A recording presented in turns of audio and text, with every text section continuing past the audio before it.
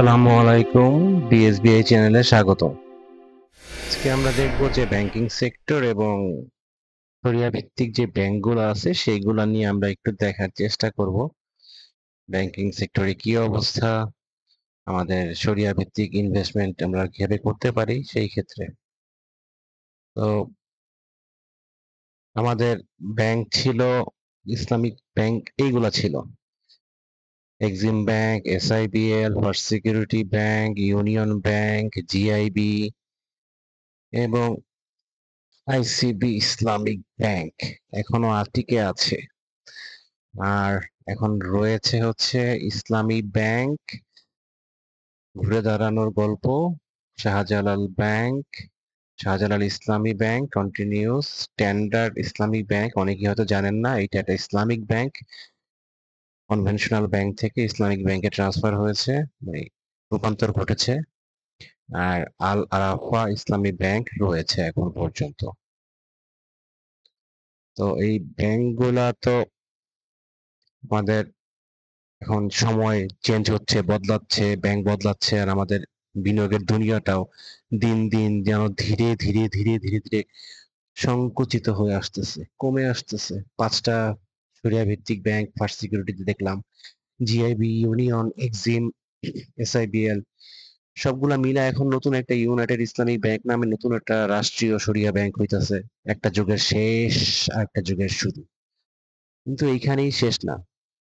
এই ICB bank যেটা আছে সেটা একটা প্রবলেম আছে, কারণ কি একটা মামলা জনিত কারণে বা মামলা তো জটিলতার কারণে সেটা এখনো করে নাই মার্জ। সেটাও হয়ে যাবে, সেটাও থাকবে না, এটাও হয়ে যাবে। তাহলে এখন প্রশ্ন আসে, আমরা যারা ইসলামী ব্যাংকিং সেক্টরে ইনভেস্টমেন্ট করতে চাই, আমাদের তো সুযোগ কম, যাই করতে চাই তাদের কি হবে? এক কথায় বললে এক কথায় বললে আমাদের অপরচুনিটি কমে যাচ্ছে, কমে গেছে। 5টা ব্যাংক কমে একটাতে নামতেছে। যারা এগুলোর মধ্যে ইনভেস্ট করে আছে হাই হাই করতেছে। বাজারে এখন ব্যাংকে মানে ব্যাংকদের মধ্যে যে কম্পিটিশন সেটা কমবো, লিস্টেড কোম্পানির সংখ্যা কমবে, আর আর নির্বাচন, আমাদের শেয়ার চুজ করার যে অপরচুনিটি সেটা আস্তে আস্তে কমে যাবে। দুঃখজনক ব্যাপার, তবুও জীবন থেমে থাকে না, বাজারও থেমে থাকবে না। দুঃখ লাগতেছে, খারাপ লাগতেছে এইসব যারা ইনভেস্ট করছে তাদের জন্য।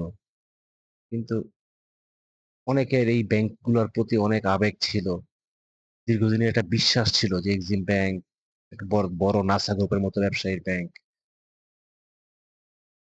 কি হইলো, দীর্ঘদিনের যে বিশ্বাস এগুলা সব মিলে মিশে যাচ্ছে একটা বড়, তার একটা বড় একটা স্ট্রাকচারের মধ্যে চলে যাচ্ছে, কাঠামোর মধ্যে চলে যাচ্ছে।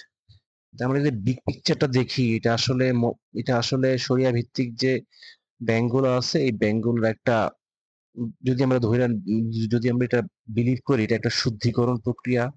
এখানে সেন্ট্রাল একটা কন্ট্রোল থাকবে, অ্যাকাউন্টেবিলিটি থাকবে, রেসপন্সিবিলিটি থাকবে, দায়িত্বশীলতা থাকবে।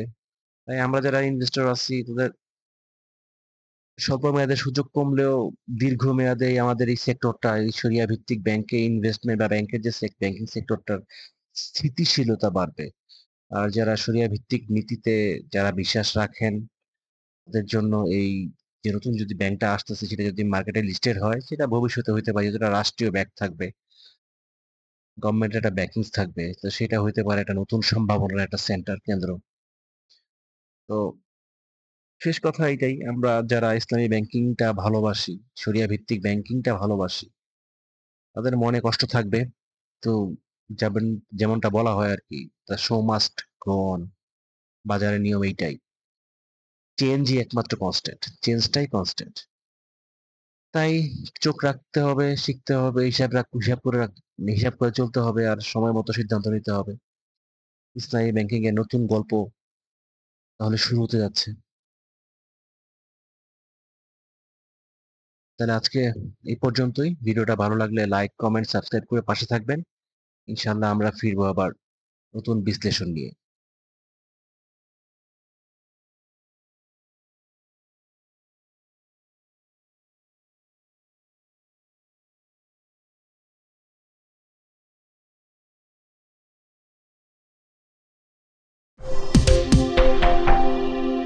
আল্লাহ হাফেজ।